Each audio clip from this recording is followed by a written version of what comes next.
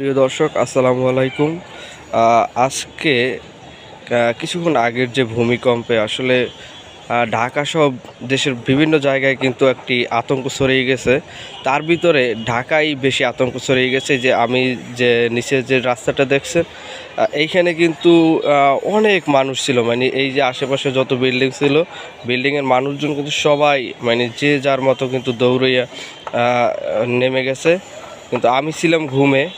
তো হঠাৎ করে প্রথম যে কম্পনটা দিছে, ওই কম্পনের সাথে সাথেই আমি লাফ দিয়ে উঠছি, তো কিছু বুঝতে পারিনি। সাথে সাথে আরেকটি কম্পন দিছে, তারপর মনে হইলো আর বুঝতে বাকি নাই যে এটা ভূমিকম্প। পরে কি করব, ছাদে এসে একটু দাঁড়াইলাম। পরে ভাবছি যে আর হবে না, তো আর নিচে যাইনি। কিন্তু অনেকেই নিচে গেছে।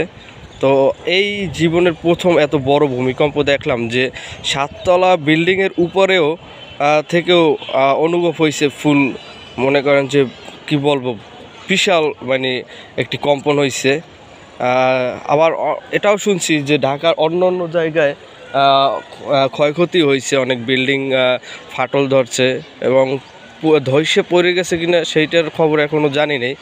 তবে আসলে ঢাকার যে অবস্থা, যে বিভিন্ন বিল্ডিং আমার তো সন্দেহ যে এরা কিভাবে বিল্ডিং বানায়। তো খোঁজ খবর যদি এরকমের জানি আপনাদেরকে জানাবো। কিন্তু তবে আজকের যে ভূমিকম্প, এটা কিন্তু আমার জীবনের, আমি অভিজ্ঞতা দিয়ে বলি যে এইটাই কিন্তু প্রথম যে এত বড় মানে ভূমিকম্প। তো আল্লাহ সবাইকে মাফ করুক, সবাইকে হেফাজত করুক। আল্লাহ আজকে অনেক বড় একটি ক্ষয়ক্ষতি থেকে সবাইকে বাঁচিয়েছে।